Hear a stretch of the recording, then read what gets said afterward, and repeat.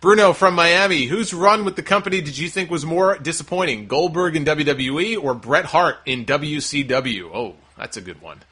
That is a good one. I want to say that they were equally bad, but if you force me to make a choice, I would say Bret Hart in WCW. I mean, think about their situations. Okay, when Bret Hart came over to WCW, there was nobody in wrestling who had more momentum than Bret Hart. He had just been a part of one of the most famous matches in wrestling history, the biggest screw job of all time.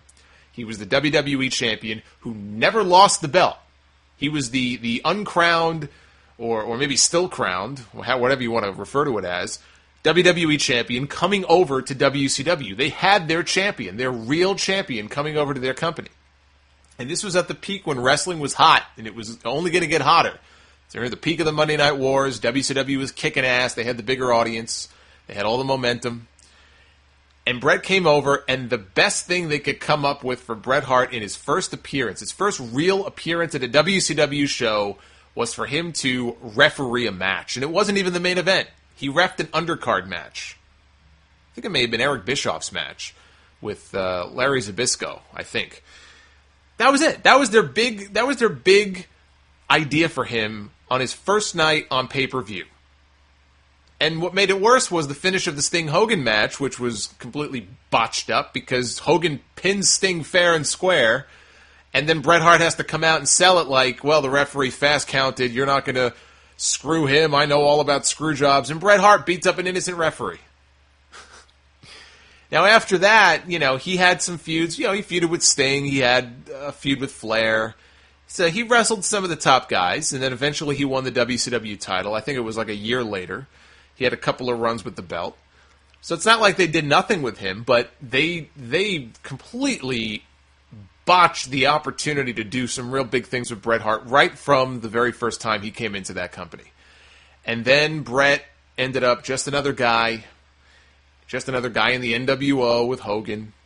And then his career there ended. His career in general ended on an injury. Goldberg kicked him in the head. Bret didn't know it, kept wrestling. It got worse and worse, and he had to retire. So he went out with a whimper. Goldberg, it's kind of similar. He came over from another company, didn't have the kind of momentum that Bret had because Goldberg had been gone for a couple of years. But he came in, he was over, kind of. Although I remember he got booed in the match with The Rock at Backlash. But they didn't do a good job of booking Goldberg the way that Goldberg should probably be booked.